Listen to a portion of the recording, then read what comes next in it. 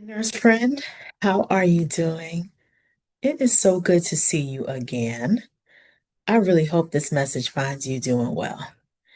Today I wanted to just kind of touch base. And if you've ever come home from a shift and noticed that your body feels tense and your mind just won't slow down, or you feel jumpy, numb, irritable, or wired, this episode is for you. Today, we're talking about what actually happens to your nervous system during and after a nursing shift and why just resting often doesn't work the way we expect it to. This isn't a science lecture and it's not about just fixing yourself. It's about understanding your body with compassion so you can stop blaming yourself for reactions that make a lot of sense. During a nursing shift, your nervous system is doing exactly what it was designed to do. It's keeping you alert, it's keeping you responsive, and it's keeping you ready. You're constantly anticipating needs, you're monitoring and thinking about the risks that you're taking, and you're switching tasks. You're happening to manage urgencies and you're always holding on to responsibilities for other people. So even during a calm shift, your body still stays on guard.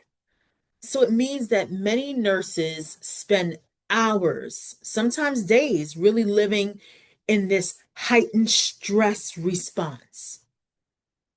And it's not because you're anxious, and it's honestly, it's because our jobs require vigilance. We really have to be on point at all times. So your nervous system doesn't know you're clocked in, it just knows that you have to stay ready. There are reasons why our bodies just don't switch off automatically. And this is something that's really important to understand. Your nervous system doesn't reset just because your shift ends. You may leave the unit, but your body is still braced, it's still alert, it's still guarded, it's scanning situations. And this is why after work you still may feel restless but you're exhausted. You may be tired but you still feel wired. You're just irritable, unable to relax, and just flat emotionally. And it isn't weakness. We all know it's physiology. Your body needs signals of safety, not just time. So this is where many nurses end up getting stuck. Rest means stopping activity. Regulation, it means your nervous system feels safe enough to downshift. You can rest without regulating and you can still feel awful.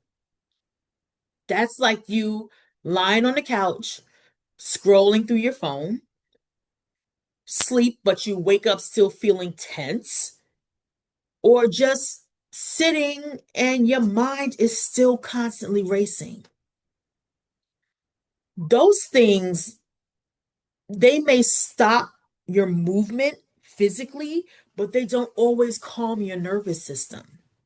And this is why downtime can really feel frustrating because our body hasn't been told that it's okay to relax. So, what are some common signs that your nervous system is overloaded? One, you might notice that you have difficulty transitioning from work to home. You're always in this heightened sense and state of alert, always ready to go. You may also feel or notice that you feel on edge, and it's for no clear reason. You can't even put a name to why you're feeling on edge.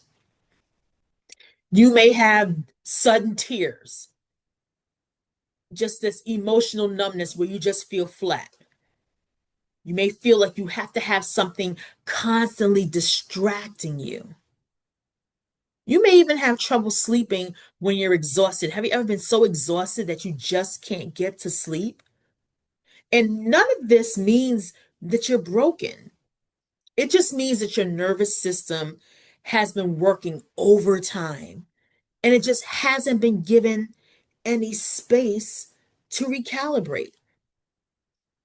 There are really gentle ways that we can support our nervous systems. And it's not about having routines. These are just options. You're not obligated to do any of them. You're not obligated to do all of them. Even one small signal helps. So some nurses may find relief with slow, intentional breathing for 60 seconds. Being really intentional about that. Something else you can do is change your clothes after you get off of work. There's just something about staying in scrubs or staying in your uniform that mentally keeps you clocked in. Change your clothes. It'll help change that mindset. Going outside, getting some fresh air, finding something where you can ground yourself. Sometimes, I don't know if you may have a pet, um, just that comfy, cozy blanket that you always have, that you always feel so relaxed when you have. You're almost like Linus from Peanuts and Charlie Brown. Or just having some quiet moments where you can really just engage with others. And it's not about work. You're not talking about work. So the goal itself isn't relaxation, it's safety, creating a safe space. Because when your body feels safe, relaxation is going to naturally follow.